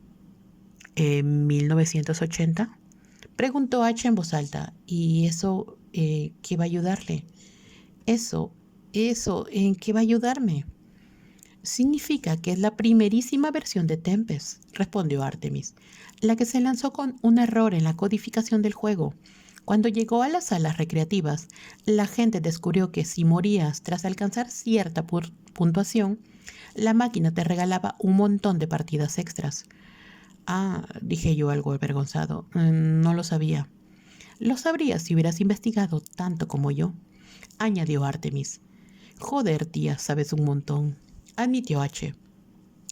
Gracias. Ser obsesiva y compulsiva ayuda, sin vida propia. Muy bien, Artie. ¿Qué tengo que hacer para conseguir esos juegos de más? Lo estoy buscando en mi diario en este momento, respondió. Yo oí el ruido de las páginas al girar. Parecía estar consultando un libro encuadernado. No me digas que llevas una copia impresa de tu diario. Siempre lo llevo conmigo en un cuaderno de espiral. Y menos mal porque mi cuenta en Oasis y todo lo que contenía se me ha borrado. Más pasar de páginas. Aquí está. Primero tienes que llegar a los 180.000 puntos. Una vez ahí, asegúrate de acabar el juego con una puntuación en la que los dos últimos dígitos sean 06, 11 o 12. Si lo haces, obtendrás 40 partidas extras. ¿Estás absolutamente segura? Absolutamente. Muy bien, ahí voy. E inicié el ritual de siempre, de antes de iniciar una partida. Me estiré, hice chasquear los nudillos, moví la cabeza y el cuello a izquierda y derecha. Joder, tío, ¿vas a empezar de una vez? Me increpó H. Este suspenso me está matando. Silencio, le interrumpió Shoto. Déjale respirar. Todos permanecieron callados mientras terminaba mis ejercicios de calentamiento. Ahí vamos, dije, y le di al botón parpadeante de Player One. El juego Tempest recurría a grafismos vectoriales de la vieja escuela, por lo que las imágenes se creaban a partir de líneas de neón iluminadas contra una pantalla negra. Veías un túnel tridimensional desde arriba y usabas un dial giratorio para controlar a un francotirador que avanzaba por el borde del túnel. El objetivo del juego era disparar a los enemigos que salían del túnel en dirección hacia ti, esquivando sus disparos y evitando otros obstáculos. Al pasar de un nivel a otro, los túneles adquirían gradualmente unas formas geométricas más complejas y el número de enemigos y obstáculos que venían hacia ti se incrementaban espectacularmente. Halliday había puesto aquella máquina en modo de torneo, por lo que no podía empezar la partida más allá del 9º nivel. Tardé unos 15 minutos en alcanzar una puntuación superior a los 180.000 puntos y perdí 2 vidas en el empeño. Tenía el juego más oxidado incluso de lo que creía. Al llegar a los 189.412, lancé al drede a mi tirador deliberadamente contra una lanza, terminando así con la última vida que me quedaba. El juego me pidió que tecleara mis iniciales y yo lo hice, WOW. Entonces el marcador de partidas pasó de 0 a 40. Los gritos de alegría de mis compañeros inundaron mis oídos y estuve a punto de sufrir un infarto. Artemis, eres un genio, dije cuando el clamor cesó. Ya lo sé. Volví a pulsar el botón de Player One y comencé una segunda partida, centrado ya en superar la marca de Halliday. Todavía estaba nervioso, pero bastante menos. Si no lograba la máxima puntuación durante ese juego, todavía me quedarían 39 ocasiones más. Durante una pausa entre ataques, Artemis se dirigió hacia mí. ¿O sea que tus iniciales son WoW? ¿Y esa O de qué es? De obstuso, le respondí. Ella se rió. No, en serio. De Owen. ¿Owen? Repitió Artemis. Wade Owen Watts. Suena bien. Entonces se inició el siguiente ataque y Artemis dejó de hablar. Terminé la segunda partida unos minutos más tarde con una puntuación de 219.584. No se trataba de un resultado pésimo, pero estaba muy lejos de mi objetivo. No está mal, comentó H. Pero tampoco está bien, observó Shoto. Y entonces pareció recordar que yo podía oírle. Quiero decir que lo has hecho mucho mejor, Parcival. Lo estás haciendo fantásticamente bien. Gracias por el voto de confianza, Shoto. Hey, oigan esto, dijo Artemis leyendo de su diario. El creador de Tempest, Dave Teurer, tomó la idea del juego de una pesadilla que tuvo sobre unos monstruos que salían de un agujero en la tierra y lo perseguían. Se rió con aquella risa suya, tan musical que hacía tanto tiempo que ya no oía. ¿No te parece guay, Zeta?, añadió. Pues sí, muy guay, admití. No sabía por qué, pero escuchar su voz me bastaba para serenarme. Creo que ella lo sabía y que por eso seguía hablándome. Sus palabras me infundían energía. Volví a darle al botón de Player One y dio inicio a mi tercera partida. Todos me veían jugar en absoluto silencio. Casi una hora después perdí a mi último hombre. La puntuación final fue de 437.977. Apenas hubo concluido la partida, H habló. Malas noticias, amigo, dijo. ¿Qué ocurre? Teníamos razón. Cuando el cataclista detonó, los Sixers reservaron a un grupo de sus avatares que esperaban justo en el límite del sector. Tras la explosión han entrado de nuevo y se han dirigido directamente a Cetonia y han... Le tembló la voz. ¿Han qué? Acaban de cruzar la puerta hace 5 minutos, respondió Artemis. Después de que tú entraras se cerró, pero ellos han usado 3 de sus llaves para abrirla de nuevo. ¿Me estás diciendo que los Sixers están de este lado de la puerta en este momento? Son 18. Al franquear la puerta, cada uno de ellos ha entrado en una simulación autónoma, en una representación distinta, y en este preciso instante, los 18 están jugando a Tempest como tú, intentando superar la marca de Halliday, y todos están aprovechando el fallo de fábrica para conseguir las 40 partidas gratis. A casi ninguno se le da muy bien, pero hay uno que es muy bueno. Creemos que debe de ser el avatar accionado por Sorrento. Acaba de empezar la segunda partida y... Espera un momento, le interrumpí. ¿Cómo pueden saber todo eso? Porque los estamos viendo, me reveló Shoto. Todas las personas que en este momento están conectadas a Oasis pueden verlos, y a ti también. ¿De qué coño estás hablando? Desde el momento en que alguien cruza la tercera puerta, en lo alto de la tabla aparecen imágenes de video de su avatar. Me explicó Artemis. Al parecer Halliday quiso que llegar al final de la tercera puerta se convirtiera en un deporte espectáculo. ¿Me estás diciendo que el mundo entero lleva una hora viéndome jugar a Tempest? Exacto, confesó Artemis. Y ahora mismo están viendo que hablas con nosotros, o sea que cuidado con lo que dices. ¿Y por qué no me han dicho nada?, les grité. No queríamos ponerte nervioso, se justificó H, ni distraerte. Genial, perfecto, gracias, grité yo medio histérico. Cálmate, Parcival. Vuelve a concentrarte en el juego. Ahora se ha convertido en una carrera. Hay 18 avatares detrás de ti. O sea que tienes que hacerlo muy bien en esta siguiente partida. ¿Lo entiendes?, me pidió Artemis. Sí, respondí aspirando muy hondo y soltando el aire despacio. Lo entiendo. Volví a tomar aire y pulsé una vez más el botón de Player One. Como me sucedía siempre, la competición hizo que sacara lo mejor de mí mismo. En esta ocasión me metí de lleno en el juego. Disparaba, me movía, ganaba, pasaba de nivel, evitaba las lanzas.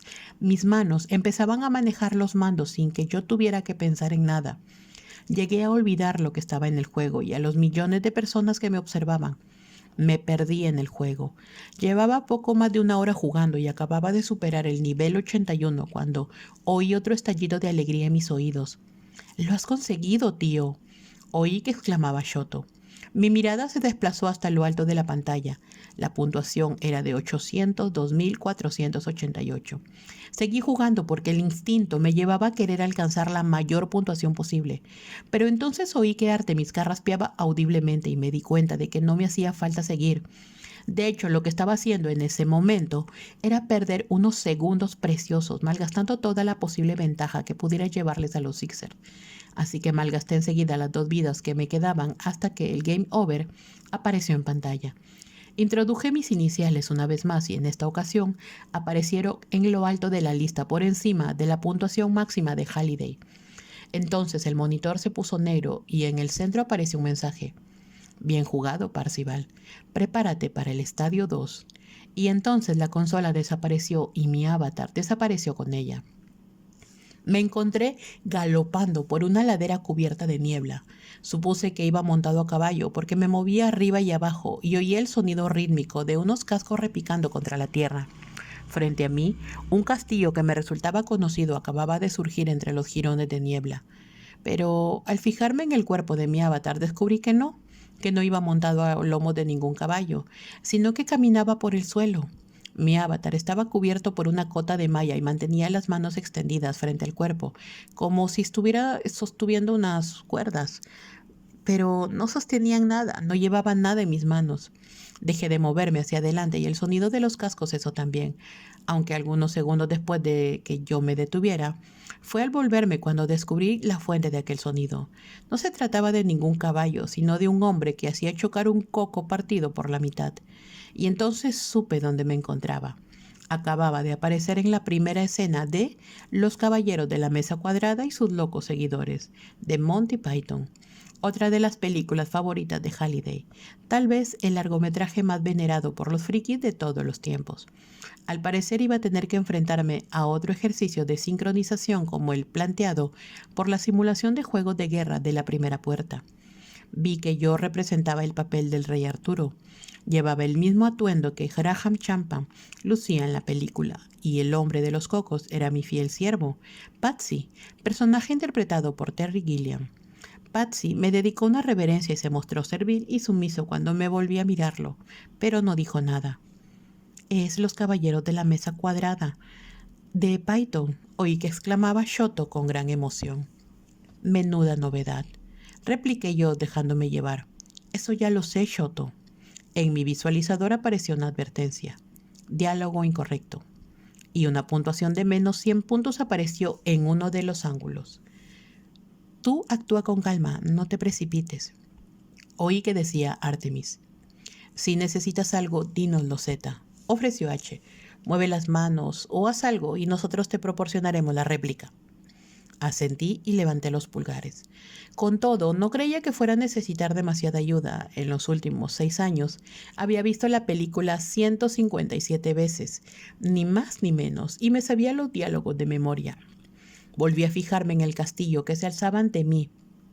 Esta vez, consciente de lo que me aguardaba en su interior, empecé a galopar de nuevo, sosteniendo mis riendas invisibles mientras fingía avanzar. Una vez más, Patsy golpeó el coco partido y cabalgó a mi lado. Cuando llegamos a la entrada del castillo, tiré de las riendas y detuve a mi corcel. «¡Alto!», grité. Obtuve 100 puntos regresando al 0. Al oír mis palabras, 2 soldados aparecieron en lo alto, asomándose desde la muralla del castillo. «¿Quién va?» «Soy yo, Arturo, hijo de Uther Pendragon, del castillo de Camelot», recité. «Rey de los bretones, vencedor de los sajones, soberano de toda Inglaterra». Mi puntuación se incrementó otros 500 puntos y un mensaje me informó de que había recibido un bono por mi acento y la inflexión de mi voz. Noté que me relajaba un poco y que de hecho empezaba a pasarlo bien. «No me lo creo», respondió el soldado. «Es verdad. Y este es Patsy, mi fiel escudero. Hemos recorrido el país a todo lo largo y lo ancho en busca de caballeros que quieran unirse a mi corte de Camelot. Quiero hablar con tu dueño y señor». Otros 500 puntos. Oí a mis amigos reír y aplaudir. «¿Cómo?», replicó el otro soldado. ¿A caballo? Sí, respondí.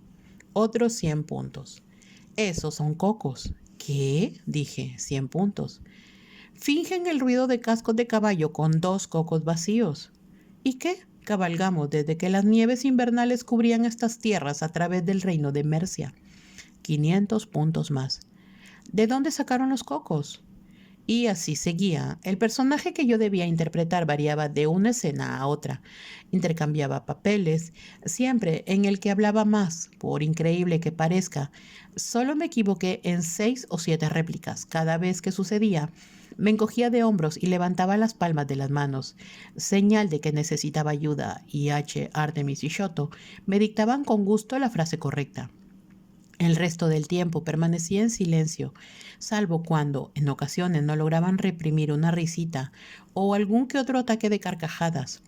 La única dificultad real para mí era no reírme yo también, sobre todo cuando Artemis empezó a intervenir recitando con la entonación perfecta el papel de Carol Cleveland en la escena del castillo de Anthrax.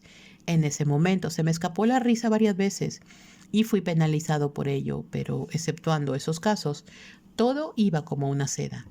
Recrear la película no solo era fácil, sino que resultaba muy divertido. Hacia la mitad, inmediatamente después de la confrontación con los caballeros, ni abrí una ventana de texto en mi display y tecleé posición de los Sixers. 15 de ellos todavía jugaban a Tempest, oí que respondía H. Pero 3 ya habían superado la puntuación de Halliday y ahora se encuentran en la simulación de los caballeros. Breve pausa. Y el líder, creemos que es Sorrento, va solo 9 minutos detrás de ti. Y de momento no se ha equivocado en una sola réplica, añadió Shoto. Estuvo a punto de soltar un taco en voz alta, pero me contuve y tecleé. Mierda. Exacto, dijo Artemis. Aspiré hondo y volví a concentrarme en la escena. El cuento de Sir Lancelot. H seguía proporcionándome información sobre los Sixers cuando se la pedía. Al llegar a la escena final de la película, el asalto al castillo francés, empecé a ponerme nervioso de nuevo, a preguntarme qué ocurriría a continuación. En la primera puerta, había tenido que meterme en una película, Juegos de Guerra. Para la segunda, había tenido que jugar a un videojuego, Black Tiger. Hasta ese momento, la tercera puerta contenía ambas cosas. Sabía que habría un tercer estadio, pero no tenía la menor idea de en qué podía consistir. La respuesta me llegó minutos después. Tan pronto como hube completado la escena final de los caballeros de la mesa cuadrada, el visualizador se puso en negro y sonó aquella musiquilla idiota de órgano que pone fin a la película. Cuando terminó pude leer lo siguiente. Felicidades, has llegado al final. Ready Player One. Y entonces, mientras el texto se difuminaba, me encontré en medio de una habitación forrada de madera, tan grande como un almacén, de techo altísimo y abovedado, y suelo de parqué pulido. No había ventanas y solo una salida, una puerta grande de doble hoja en una de las 4 paredes desnudas. En el centro de aquella inmensa estancia se destacaba un equipo de inmersión de Oasis, sofisticado pero algo más antiguo. Más de 100 mesas de cristal rodeaban el equipo. Estaban dispuestas formando un gran óvalo a su alrededor. Sobre cada una de ellas reposaba un ordenador personal clásico distinto o un sistema de videojuego acompañado de estantes que parecían contener una colección completa de periféricos, controles, software y juegos. Todo ello se veía perfectamente ordenado, como si se tratara de la exposición de algún museo. Eché un vistazo general alrededor, pasando por un sistema y a otro, y vi que los ordenadores parecían ordenados aproximadamente según su año de fabricación. Un PDP-1, un Altair 8.800, un InSight 8080, un Apple I junto a un Apple II, un Atari 2600, un Commodore PET, un Intellivision, varios modelos de TRS-80, un Atari 400 y otro 800, un ColecoVision, un TI 994, un Sinclair ZX80, un Commodore 64, varios sistemas de juegos Nintendo y Sega, toda la saga de Mac y PC, PlayStation y Xbox. Finalmente, cerrando el círculo ocupando el centro de la sala, había una consola de Oasis conectada al equipo de inmersión. Me di cuenta de que me hallaba en el interior de una recreación de la oficina de Halliday, el espacio de su mansión donde había pasado la mayor parte de los últimos 15 años de mi vida, el lugar en el que había creado su último juego, el mejor de todos, el que yo estaba jugando en ese momento. Nunca había visto imágenes de aquella habitación, pero los encargados de la mudanza, que tras la muerte de Halliday se habían ocupado de llevarse las cosas, habían descrito la distribución y el contenido con gran profusión de detalles. Me fijé en mi avatar y vi que su aspecto ya no era el de un caballero de Monty Python. Volvía a ser Parzival. Primero intenté lo más evidente, que era salir por la puerta, pero está claro, esta no se abría. Me volví y eché otro vistazo a la sala, fijándome mejor en la larga hilera de monumentos de la historia de la informática y los videojuegos. Fue entonces cuando caí en la cuenta de que la forma ovalada en la que estaban dispuestas las mesas recreaba, de hecho, el perfil de un huevo. Recité mentalmente los versos del primer acertijo de Halliday, el que aparecía en invitación de Anorak. Ocultas las 3 llaves, puertas secretas abren. En ellas los errantes serán puestos a prueba, y quienes sobrevivan a muchos avatares llegarán al final donde el trofeo espera. Había llegado al final. Allí estaba, el huevo de Pascua de Halliday, y debía de hallarse oculto en algún lugar de esa sala. 0038. ¿Ven esto, chicos?, pregunté. No obtuve respuesta. Hola, H, Artemis, Shoto, ¿todavía están ahí? Pero nadie me dijo nada. O bien Og había cortado la comunicación, o bien Halliday había configurado aquella etapa final para que no fuera posible el contacto con el exterior. Yo estaba bastante seguro de que debía de tratarse de esto último. Permanecí un minuto en silencio, inmóvil, sin saber qué hacer, y entonces hice caso de mi instinto y me acerqué al Atari 2600. Estaba conectada a un televisor en color Zenith de 1977. Encendí el televisor, pero no ocurrió nada. Después conecté el Atari. Nada. Aunque el televisor como la consola estaban conectados a unos enchufes situados en el suelo, parecía no haber corriente. Lo intenté con el Apple I que ocupaba la mesa contigua, pero tampoco se encendió.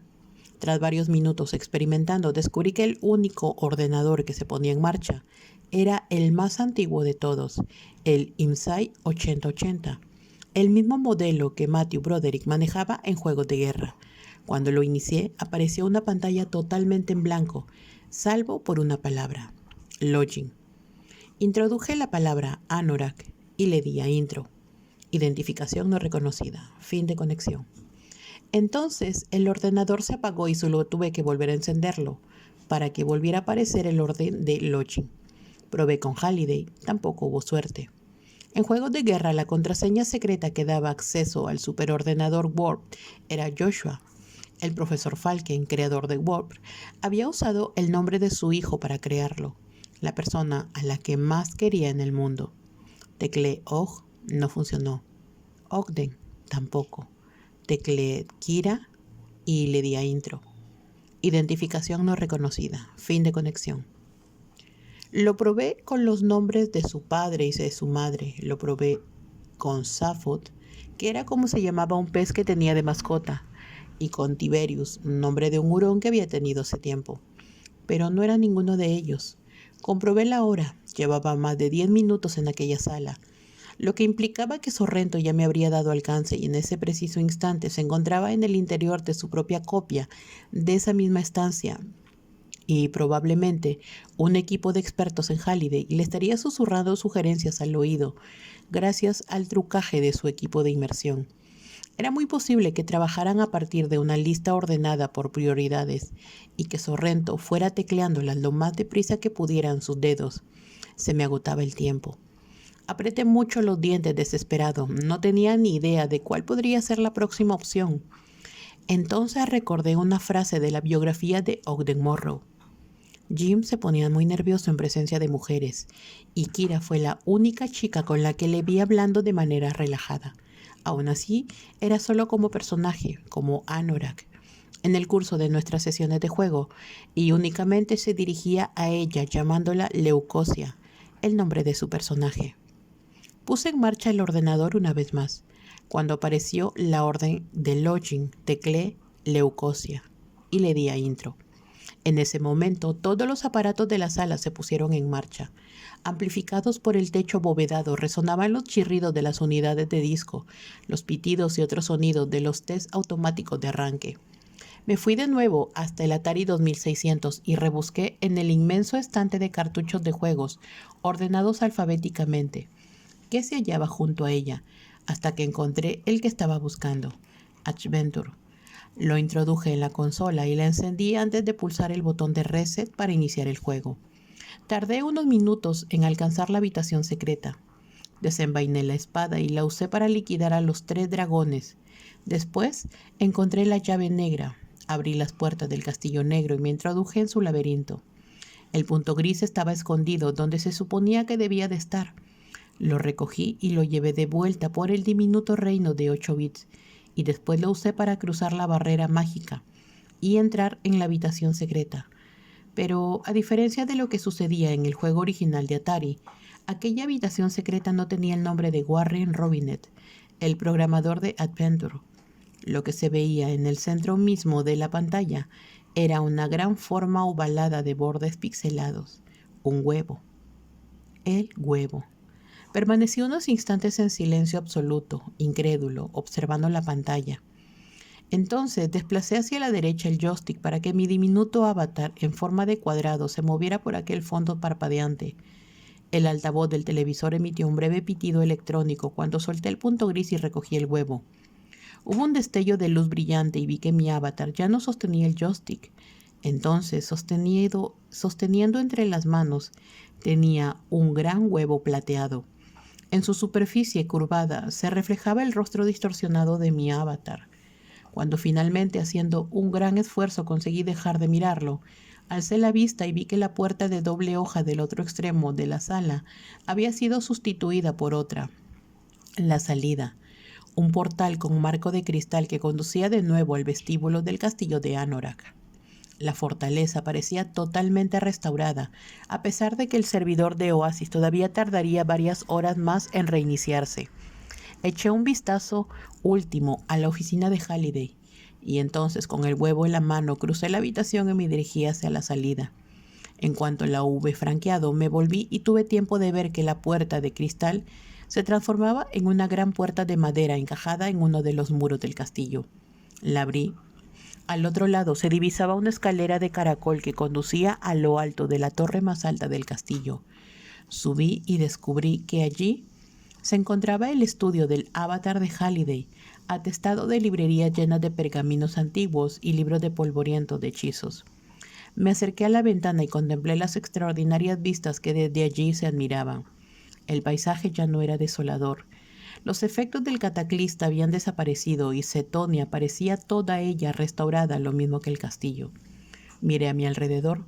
Debajo del cuadro de un dragón negro que me resultaba conocido había un pedestal de cristal muy ornamentado, sobre el que reposaba un cáliz de oro con incrustaciones de piedras preciosas. Su diámetro coincidía con el del huevo de plata y que yo sostenía en las manos. Deposité el huevo en el cáliz y, en efecto, encajó a la perfección. A lo lejos oí una fanfarria de trompetas y el huevo empezó a resplandecer. «Tú ganas». Oí que decía una voz. Me volví y descubrí que Anorak estaba plantado justo detrás de mí. Su túnica negra parecía atrapar casi toda la luz de la estancia. «Enhorabuena», añadió alargando una mano huesuda. Vacilé sin saber muy bien si se trataba de una trampa o de la prueba final. «El juego ha terminado», me dijo, como si acabara de leerme la mente. «Es hora de que recibas tu premio». Bajé la vista y miré la mano extendida. Tras unos instantes de duda, se la estreché. En el espacio que nos separaba se encendieron cascadas de rayos azules y las puntas de sus filamentos nos envolvieron, como si un chorro de poder pasara de su avatar al mío. Cuando el relámpago cesó, vi que Anorak ya no estaba vestido con sus ropajes negros de hechicero. De hecho, no se parecía en nada a Anorak. Era más bajo, más delgado y, en cierto sentido, menos guapo. Se parecía a James Halliday, pálido, de mediana edad. Llevaba unos vaqueros desgastados y una camiseta de los Space Invaders. Bajé la mirada y descubrí que mi avatar era el que en ese momento vestía la túnica de Anorak. Y me fijé en los iconos y las informaciones que aparecían en los bordes de mi visualizador, que también habían cambiado. Mis puntuaciones y porcentajes habían llegado al máximo y contaba con una lista de hechizos, poderes intrínsecos y artículos mágicos que parecían no tener fin. Junto a los marcadores de nivel y de puntos había aparecido sendos símbolos de infinito. Y en el crédito figuraba una cifra de 12 dígitos. Era multibillonario. Te confío el cuidado de Oasis, Parzival, declaró Halliday. Tu avatar es inmortal y omnipotente. Podrás conseguir todo lo que quieras solo con desearlo. No está mal, ¿verdad? Se acercó más a mí y bajó la voz. Hazme un favor. Intenta usar tus poderes solamente para hacer el bien. ¿De acuerdo? De acuerdo. Respondí con una voz que apenas era un susurro. Halliday sonrió e hizo un gesto que comprendía todo lo que nos rodeaba. Ahora este castillo es tuyo. He diseñado esta sala solo para que tu avatar pueda entrar en ella. Lo hice así para asegurarme de que únicamente tú tuvieras acceso a esto. Se acercó a una estantería pegada a una pared y separó del resto uno de los volúmenes que contenía. Oí un clic. Entonces la librería se retiró hacia un lado y dejó a la vista una plancha metálica cuadrada empotrada en la pared. En su centro se destacaba un botón rojo de tamaño cómico, por lo exagerado que era, en el que había grabado una sola palabra: off. Yo lo llamo el gran botón rojo, me confió Halliday. Si lo pulsas, apagas todo Oasis y lanzas un virus que borra cuanto se encuentra almacenado en los servidores de GSS, incluido el código fuente de Oasis. Y Oasis queda clausurado para siempre. En su rostro se dibujó una sonrisa maliciosa. O sea que no lo toques a menos que estés absolutamente seguro de qué es lo que hay que hacer. ¿De acuerdo? Volvió a sonreír. Confío en tu criterio. Halliday colocó la estantería en su lugar y el botón rojo quedó oculto. Después me sobresaltó al pasarme el brazo por los hombros. Oye, me dijo adoptando un tono confidencial. Antes de irme tengo que contarte una última cosita. Algo de lo que yo no me di cuenta hasta que era demasiado tarde. Me llevó hasta una ventana y señaló el paisaje que se extendía frente a nosotros. Creé Oasis porque nunca me sentía a gusto en el mundo real. No conectaba bien con su gente. Durante toda mi vida tuve miedo, hasta el momento en que supe que llegaba a su fin. Fue entonces cuando me di cuenta de que, por más aterradora y dolorosa que pueda ser, también es el único lugar donde puede encontrarse la verdadera felicidad, porque la realidad es real, ¿entiendes? Sí, contesté. Creo que sí. Bien. Prosiguió guiñándome un ojo. No cometas el mismo error que yo. No te escondas aquí toda tu vida. Sonrió de nuevo y se alejó de mí algunos pasos. Está bien, creo que con eso ya está todo. Ya va siendo hora de que funda esta aparición. Y entonces Halliday empezó a difuminarse. Sonrió y se despidió agitando la mano mientras su avatar abandonaba lentamente la existencia. Buena suerte, Parzival. Y gracias. Gracias por jugar a mi juego. Y dicho eso, desapareció por completo. ¿Están ahí, chicos? Pregunté al aire transcurridos unos momentos. Sí, me respondió H entusiasmado. ¿Tú nos oyes a nosotros? Sí, ahora sí. ¿Qué ha ocurrido? El sistema nos ha cortado la comunicación contigo en cuanto has entrado en la oficina de Halliday. Por eso no podíamos hablar contigo. Por suerte no te ha hecho falta nuestra ayuda, comentó Shoto. Lo has hecho muy bien, tío. Enhorabuena, Wade. Oí de que me decía Artemis y se notaba que era sincera. Gracias, pero no podría haberlo logrado sin ustedes. En eso te doy razón. No te olvides de comentarlo cuando te dirijas a los medios de comunicación. Og dice que hay cientos de periodistas que vienen de camino. Miré en dirección a la estantería que ocultaba el botón rojo. ¿Han visto y oído todo lo que Halliday ha hecho y dicho antes de esfumarse? Les pregunté. No. Hemos visto hasta que te ha dicho que usarás tus poderes para hacer el bien. Después se ha cortado la imagen. ¿Qué ha pasado entonces? No gran cosa. Después le cuento. Tío, tienes que revisar la tabla, sugirió H. La abrí al momento en el visualizador. La lista de máximas puntuaciones había desaparecido. Lo único que se mostraba en la página web de Anorak era una imagen de mi avatar vestido con su túnica sosteniendo el huevo de Pascua, acompañado de las palabras Parzival Kana. ¿Qué ha ocurrido con los Sixers? Con los que todavía estaban del otro lado de la puerta. No estamos seguros. La transmisión se ha cortado coincidiendo con el cambio en la tabla. Tal vez hayan muerto, intervino Shoto. O tal vez salieron despedidos por la puerta, dije yo. Abrí mi mapa de Cetonia y constaté que podía teletransportarme a cualquier lugar de Oasis seleccionando simplemente mi destino deseado en el Atlas. Amplié la zona del castillo de Anorak. Toqué el punto que quedaba al otro lado de la entrada principal y en un abrir y cerrar de ojos mi avatar estuvo ahí. Mis suposiciones eran ciertas. Cuando franqueé la tercera puerta, los 18 avatares Sixers que todavía quedaban en su interior habían sido expulsados y depositados frente al castillo. Ahí seguían todos con gesto confundido cuando aparecí frente a ellos, elegantísimo, con mis nuevos ropajes. Todos me miraron en silencio durante unos segundos, antes de sacar sus armas de fuego y sus espadas, preparándose para el ataque. Su aspecto era idéntico, por lo que no sabía cuál de ellos estaba controlado por Sorrento. De todos modos, a esas alturas poco me importaba ya. Usando la nueva interfaz de superusuario de mi avatar, realicé un gesto de barrido general con la mano para seleccionar a todos los avatares en mi visualizador. Sus perfiles empezaron a dibujarse en un rojo brillante. A continuación pulsé el icono de la calavera y las tibias cruzadas en la barra de herramientas de mi avatar. Los 18 avatares cayeron fulminados, muertos al momento. Sus cuerpos se difuminaron gradualmente y todos ellos dejaron tras de sí un montoncito con armas y botín. «¡Mierda!», oí que exclamaba Shoto por el intercomunicador. «¿Cómo has hecho eso?». «Ya has oído a Halliday», le dijo H. «Su avatar es inmortal y todopoderoso». «Sí», intervine yo, «y lo decía en serio». «Halliday, también te he dicho que podías pedir el deseo que quisieras». «¿Qué deseo vas a pedir primero?», prosiguió H. Lo pensé durante un momento y después pulsé de nuevo el icono de comandos que en ese momento aparecía en una esquina de mi visualizador y dije: «Deseo que H, Artemis y Shoto resuciten». Al instante apareció un recuadro de diálogo que me pedía que confirmara cómo se escribían los nombres de aquellos avatares. Una vez que lo hice, el sistema me pidió que, si además de resucitar a sus avatares, quería que les fueran devueltos todos los artículos que poseían.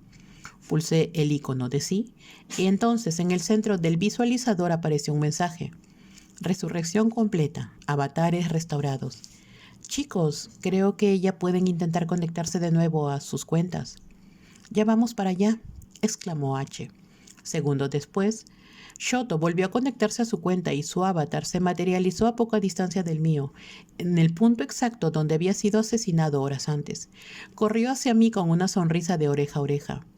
«Arigato, Parzival-san», dijo, dedicándome una reverencia. Yo le devolví el saludo y lo abracé. «Bienvenido una vez más», respondí. Un instante después, H apareció en la entrada del castillo y corrió hacia nosotros. «Estoy como nuevo», comentó sonriendo al ver que su avatar estaba intacto. «Gracias, Zeta». «De nada». Clavé los ojos en la puerta. «¿Dónde está Artemis? Debería de haber aparecido a tu lado». «Ella no se ha conectado. Según ha dicho, le apetecía salir y tomar un poco de aire». «¿Tú la has visto?» Me esforcé por formular bien la pregunta. «¿Qué aspecto tenía?» Los dos me sonrieron y H me plantó la mano en el hombro. «Ha dicho que estaría fuera esperándote cuando estés preparado para encontrarte con ella». Asentí. Ya estaba a punto de darle al icono de desconectar cuando H levantó la mano. «Espera un segundo. Antes de salir tienes que ver una cosa», dijo abriendo una ventana delante de mí. «Esto se está transmitiendo en todos los canales de noticias en este momento. La Policía Federal acaba de detener a Sorrento para interrogarlo. Han entrado en la central de IOI y lo han arrancado de su silla áptica, literalmente».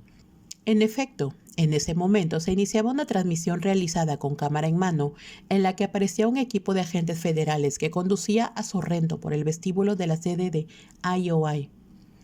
Todavía llevaba el traje áptico e iba escoltado por un hombre de traje y pelo gris que supuse sería su abogado.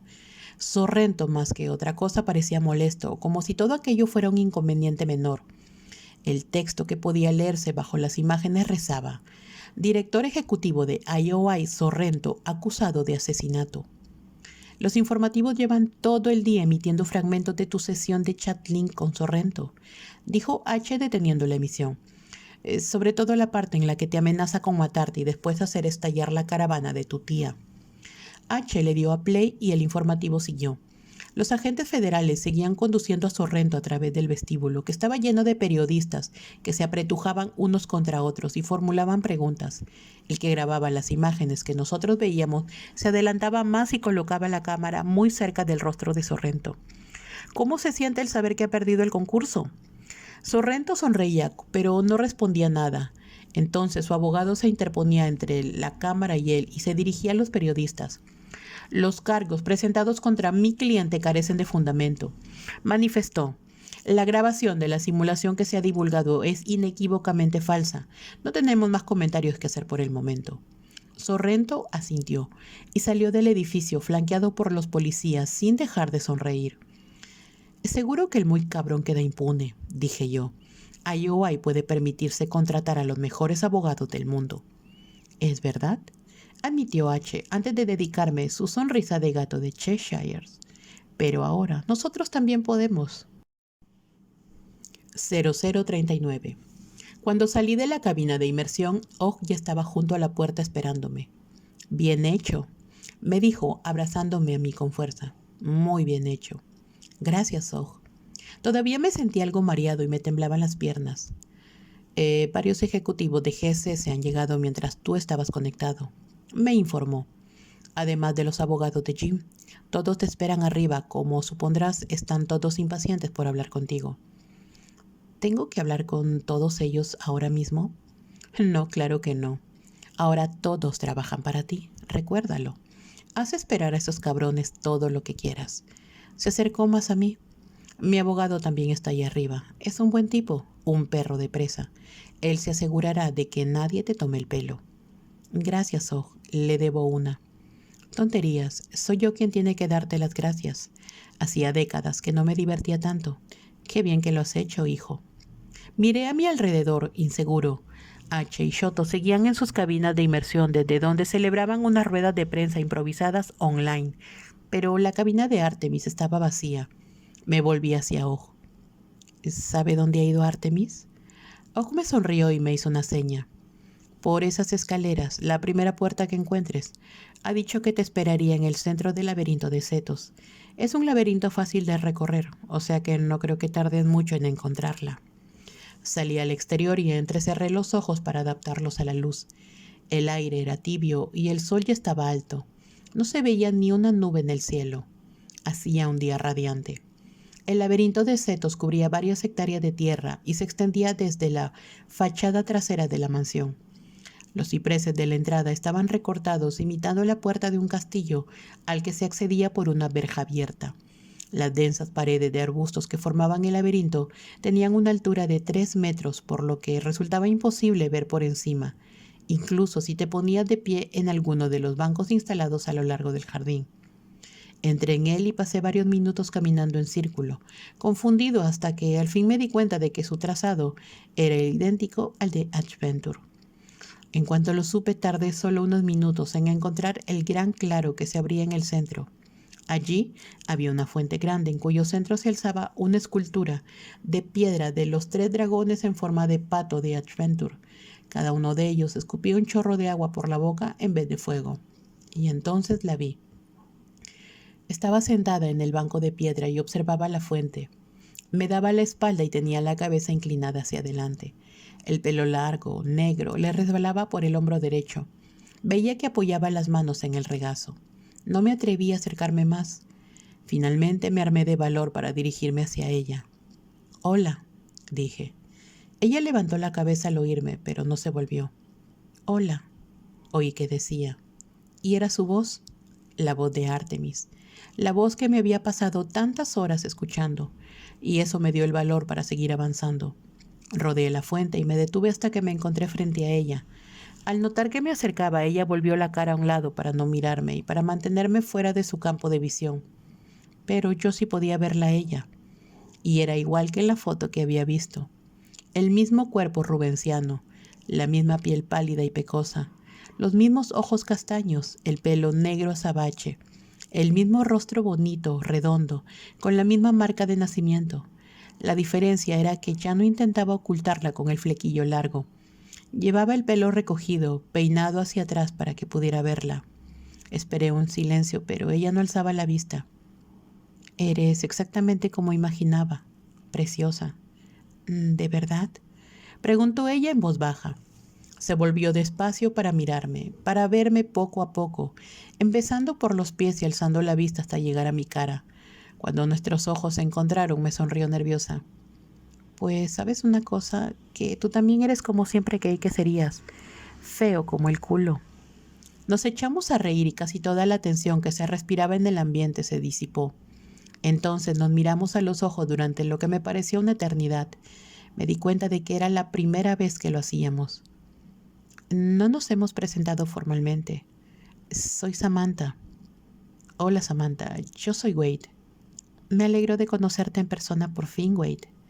Di una palmadita al banco y me senté a su lado.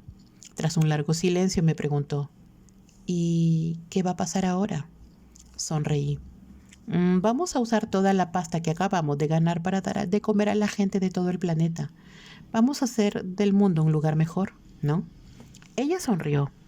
¿Ya no quieres construir una inmensa estación interestelar llena de videojuegos, comida basura y sofás cómodos para encerrarte en ella? También estoy dispuesto a eso. Respondí, si eso significa que voy a pasar el resto de mi vida contigo. Me dedicó una sonrisa tímida. Eso habrá que verlo. Acabamos de conocernos. Estoy enamorado de ti. A Samantha empezó a temblarle el labio inferior. ¿Estás seguro de lo que dices? Sí, estoy seguro porque es verdad. Volvió a sonreírme, pero me di cuenta de que al mismo tiempo estaba llorando. Siento mucho haber roto contigo, haber desaparecido de tu vida. Es que... No digas nada. Ahora entiendo por qué lo hiciste. Ella pareció aliviada. ¿Sí? Asentí. Hiciste bien. ¿Lo crees en serio? Hemos ganado, ¿no? Esbozó una sonrisa y yo se la devolví. Oye, podemos ir todo lo despacio que quieras. Cuando me conozcas mejor verás que soy un buen chico. Se echó a reír y se secó las lágrimas, pero no dijo nada. Y no sé si te he comentado que soy muy, muy rico. Claro que tú también lo eres, o sea que supongo que eso no será un gran punto a mi favor. No hace falta que sigas vendiéndote, Wade. Eres mi mejor amigo, mi persona favorita. No sin cierto esfuerzo me miró a los ojos. Te he echado mucho de menos, ¿sabes? Sentí como si se incendiara mi corazón. Armándome de valor, tomé su mano. Permanecimos allí sentados un rato, de la mano, recreándonos en aquella sensación tan rara de tocarse de verdad. Al poco, ella se inclinó hacia mí y me besó. Y yo sentí lo que todas aquellas canciones y poemas me prometían que sentiría. Maravilloso, como atravesado por un rayo.